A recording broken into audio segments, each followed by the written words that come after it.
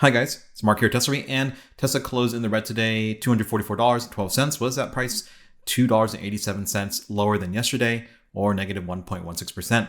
And we can say this is like, oh, we're outperforming the indices, because the major indices, or basically all the ETFs that track these major indices, they're all lower than Tesla. I mean, and also they had, I would say, weaker performances over the past couple of days, though Tesla had that really big, drop of 4% last Friday.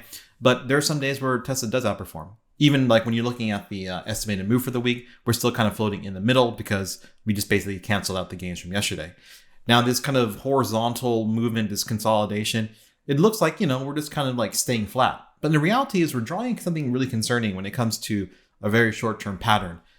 It looks like a bear flag, right? I mean, if we were to just be objective, not a Tesla fan, not like a hyperbole or anything like that. And plus, like, we've never been bullish. We haven't been bullish in a long time. I mean, I don't think we've been bullish, even though we gapped up, and I'll be honest, even though we gapped up on like the Adam Jonas thing, it wasn't like I was crazy bullish that we're going to keep going up forever.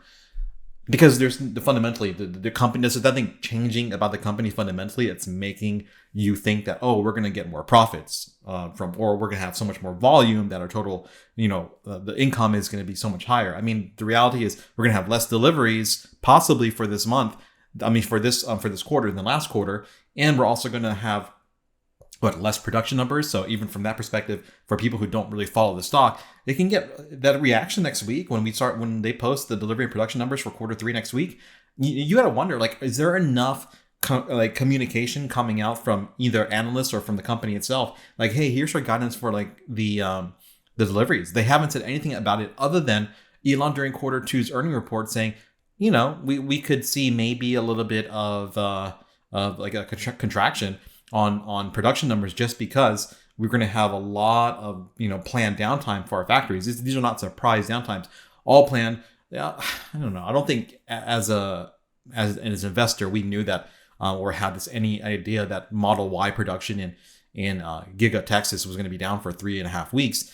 But beside that, I think if you listen to other channels, if you listen to Brighter with Herbert, he talks about the Deutsche Bank report that they were communicating directly with executives at Tesla or even the board that, they're going to have a lower production number. And so from an institutional analyst point of view, that might run around in circles. But that was a report that was done in the middle of summer. And we just had 2 recent reports or 2 articles recently talking about how, like in Barron's, how do you prevent how the stock will be resilient in the face of a production or deliveries or combined number miss that comes out next week.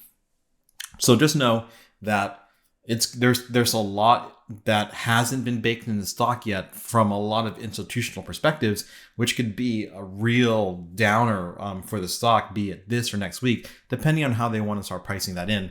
As far as, or even just basically not even pricing it in, we don't know what the number is, but de-risking for what could be multiple tens of thousands of cars lower than Q2, where in our mind, we're talking like, and you would ask any Tesla bull, ask any person that follows the stock, the first half of the year sales are never as great compared to the last half of the year sales. So we need to set up for some type of amazing quarter 4 to really get the number. I wouldn't be surprised though if Elon keeps the guidance at 1.8 million. Because, who knows really how much inventory we came into Q3. I don't think anyone reliably tracking that number. And so we don't know if they're sitting at like 150,000 cars that they're able to liquidate throughout this quarter, and a delivery number might be great and production number might be low. But look at this chart, and this is on a small time frame, and I understand that. So you kind of have this, from a day-to-day perspective, it doesn't seem like much, but what you're basically tracing is like a kind of flag pattern that can evolve into even more of a well-defined flag, depending on how much we're going to consolidate. Maybe we go up a little bit. Maybe we want to scare people out of their shorts. So tomorrow we follow this green path where it's touching the top of this range, which would be a flag, and then sell off. Now, to be honest, I would have to say like one of these green tracks is exactly kind of how the stock went, where it went up in the morning, then it went down, and my projection would be it continued down more to, instead of respecting this diagonal trend line, which would be part of the bottom part of the flag, but it just cares more about the horizontals at 240, 250, which is where my curve ends. I'm just basically, what am I doing, guys? I'm just drawing the lines at increments for strike prices for options, right? And you can see how much it respects it sometimes, and thus reinforcing the idea of that options, the volume that we get from retail investors, mostly retail investors, going long on Tesla is really detrimental to the price action of the stock. I mean, I wonder, like, if the people that follow Tesla that were bullish were actually bearish for like the past 2 years, how much higher would the stock price be? Because everyone is so bullish all the time that they get killed. They just kill the calls, right? I mean, they're too busy trading options instead of buying stock, right? So, but you can see here in the morning, it kind of, pumps pretty high. It doesn't want to get to 250, rejects, sells off for the rest of the day. Unfortunate. I mean, from a different time frame, I think this was a double top. Look, this is not really a double top, but it kind of had that peak that didn't make a higher high, lower lows the entire time, and it breaks down. So that's unfortunate because part of the day looked pretty decent, right? But now we're getting kind of to this area where it wasn't really moving with the S&P 500 anymore towards the end of the day. And not that S&P 500 is doing great. We'll look at it in a second. But I don't like the look of this because every time I see this where it's like, you go down, you go up, you go down to test, and then you create the trend line, right? You go back up, and you reinforce that upper trend line, and you go back down, third hit. And it's like this movement here. Like this is so you have a hump. Let me draw it if it's not obvious. Okay, you have a hump, and this tiny little thing that goes like that. I hate that. I hate that when it comes to a bear flag because it does play out a lot of the time. I'm not saying it's going to play out because the thing about it is people are so short. It's like crazy short. It's like crazy short. And they weren't wrong. Going today, they weren't wrong. Let's look at Google real quick and look at Google. And this is something that I just hate this look. Where this is obviously a more well-defined flag, but that kind of give up at the end, that took a longer time for Google to do, and this is a bigger time frame, like I mentioned. But that is like kind of reminiscent of a very typical end of a bear flag kind of pattern.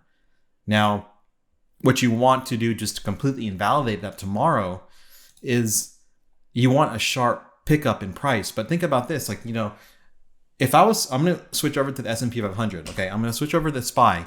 And just look at the after action hours. So currently, Tesla's down 50 cents a share, and which is unfortunate because you would think it would be more commensurate with how S&P 500 is doing. So let's look at the S&P 500. Let's see. So S&P 500 is a little bit more bullish on the after hours, and as far as like indicators. Well, firstly, let's look at a smaller time frame so I can show you like what we talked about yesterday. So what did we talk about yesterday? The kind of two angles or two lines of how pricing would follow. We got it pretty much on the nose, to be honest. So what did we say? If it opens up and like we thought it would open up low, and it did, and when it opens up here, what do we want it to do? We want it to immediately get a buy, and then you can feel pretty good like going long, right? But it didn't. It gapped down and sold off. So I said, if it's going to sell, it's going to sell down to 425. It did sell to 425. I don't think anyone here is surprised then. And if you wanted to get that short, perfect. But yeah, I mean, a little bit more bullish after hours, but the action is very predictable. The reason for the action, I think, too, is you kind of want to threaten the downward trend line. I'm sorry, the upward. This is a major trend line from the beginning of the year, this yellow line. And so we're kind of getting to it. What's the confluence here? This is the confluence. Let's draw it so we know what we really want to look for if you're going down, trying to find some type of bounce, trying to find some type of support going into the next month. So we drew these horizontals yesterday, and that's how we determined where pricing would stop, because we figured at the bottom of that very brief range, this consolidation, basically a bull flag back in June, that would be kind of where the bottom would be for pricing. It kind of overshot, but settled above that line, closed above it. So I think it was a good guess. It's just a guess. We're not predicting anything, just a guess. But if it was to sell off more, let's say tomorrow you get a little bit of bullishness and it goes like, oh yeah, everything's great. And it kind of does like this. And you're like, okay, but where does it go? It's something down to one of these lines. If it really wants to fake people out, meaning that we'll go ahead and delete that green one up there. So a gap up, I don't know what the gap up's going to be, maybe 4.4%. I don't know. It really depends on the Asian markets. Japan sold us off last night. China's market wasn't that great either. So there's things that we can't really anticipate. But these are going to be maybe your last bastion of hope, around 424 down to 423. And if you're going below that, you're going to say hi to 420 pretty easily, I assume. Yeah. What can save us? Again, we talked about the catalyst for the end of the week, GDP being weaker. Maybe that's going to save us, or core coming in 0.1, flat month over month could be a really good sign about inflation really tapering off, ignoring headlines movements to the upside.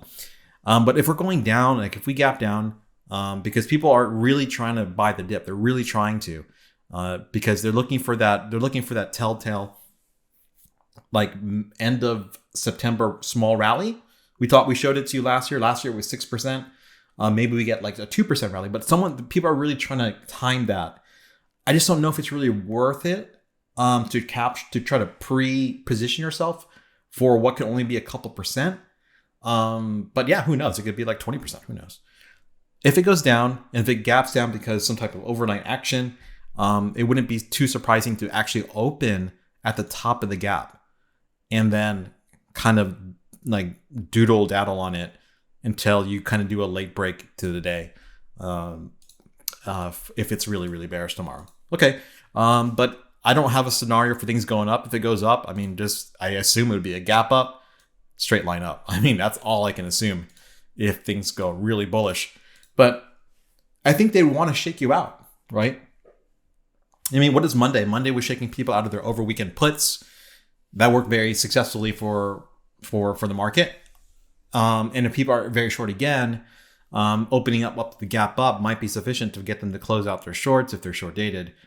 But yeah, again, if you see some type of like a flat movement across the day, like that always kind of seems like you're just basically all those kind of flagging patterns. Like even if you look at it from the 1 minute on, like all these flagging patterns, this is just them setting up their puts. It's just obvious. Sell off. So that's the S&P 500. Back to Tesla. Tesla, if it doesn't respect 240, 250, I don't know what to do with it. I don't know what's going to save that, to be honest with you.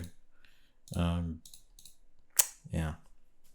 What a terrible action for Tesla. And like, think about it like this. Like, you plot this against Rivian. Like, Rivian probably did so much better than Tesla today. Let me see. Yeah, Rivian went up like 5%. Like, that sucks. Oh well. No love for Tesla. And like, it's basically the end of the quarter and you haven't heard anything about the Cybertruck. Yeah, you don't have any word about Model 3 coming to America, the new one coming to America.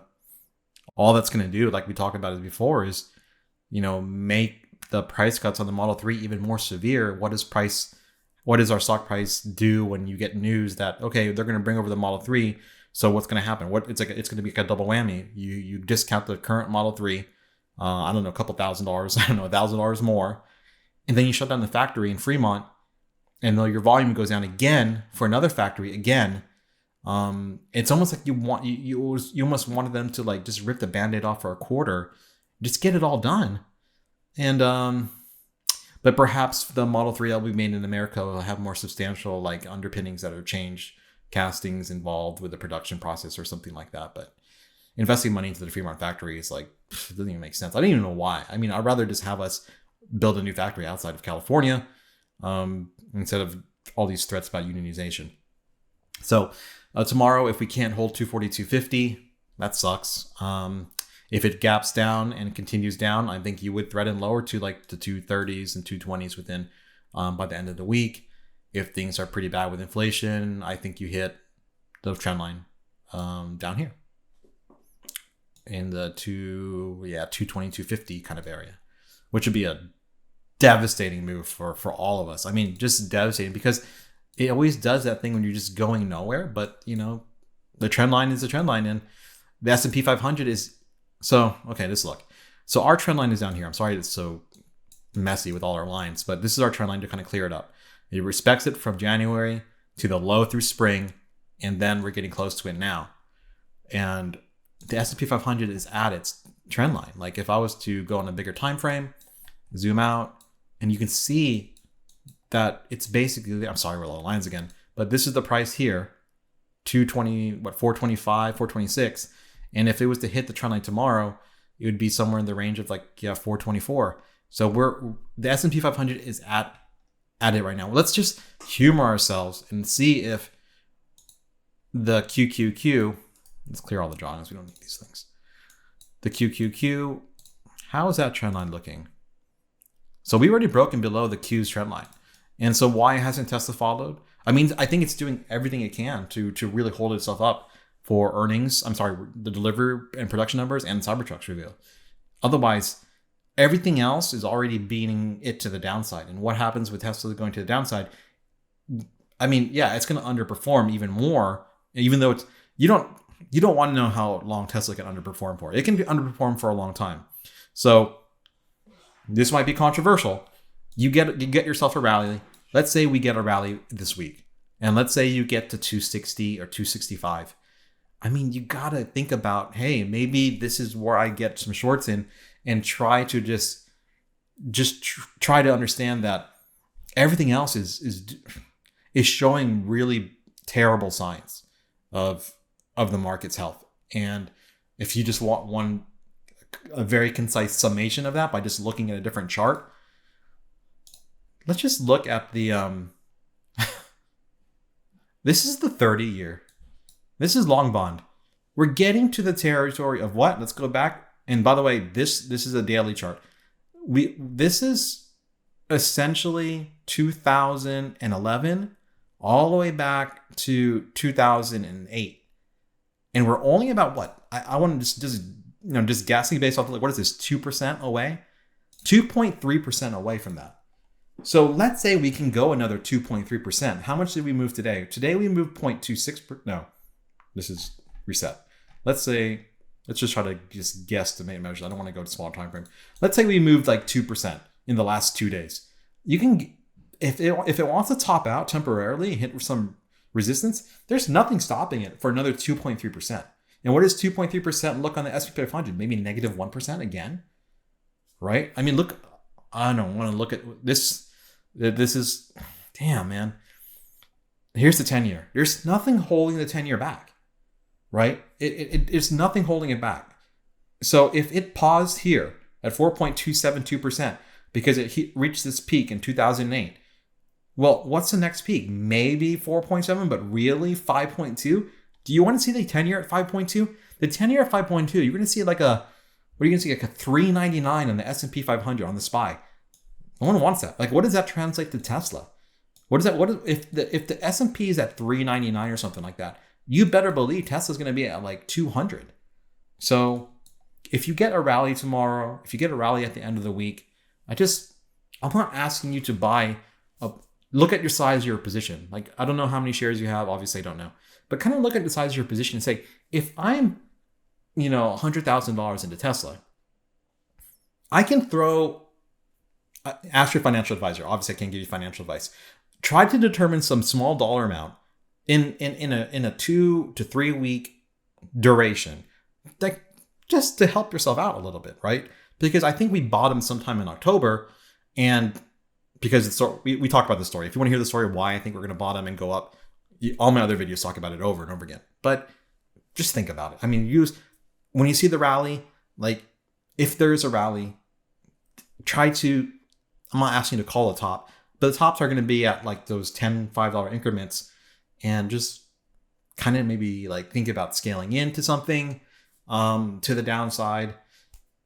But if you've been selling calls, you would have been doing great. You would have been doing great for a long time, guys. Even if you're selling calls, over a month ago, you would have been perfectly fine. You'd have been perfectly fine. That sounds crazy, right? Because we're at the pricing it was a month ago, basically. So, okay, so we looked at yields. Yields are bad. We can look at the dollar. I don't know. Here's Carvana. Carvana was red today. So we talked about Carvana being a short if you wanted a more volatile short, because the pattern might make an inverse head and shoulders. But to accomplish that, you need to drop to another 40%. Let's look at DXY. Let's just look. Let's see how the dollar is looking. The dollar has probably been gaining for like 40 weeks in a row, but in a long time frame. Oh, okay. So we're kind of breaking above the high from spring. And last year when we bottomed in September, so we're about a year away. It's been a year since we peaked in the DXY. That was 114. I mean, I think we all probably have I think anyone that was in the market was just watching this 114 area. Like, it didn't even seem reasonable. It didn't even seem possible. But a move 8% on the dollar, I can't even imagine what they would do to the market. You remember, like, when all this dollar getting stronger does nothing for multinational companies, guys, like Tesla. It does nothing for them. It hurts Apple, it hurts Tesla. Because, if someone's paying in like the Chinese yuan and you have to convert that to US dollars, it's going to be brutal. It's going to be a loss of multiple percentage points. XLE is an interesting look. XLE's been selling off. Now, everyone's been talking about, I know this is Tesla, but I have to say, XLE's been selling off for like a week.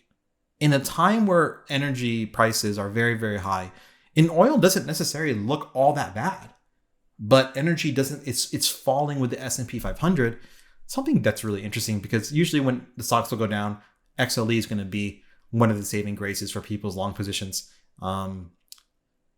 Especially when inflation is going up. It's just, we're not producing more oil. We should be, but we're not. But anyways.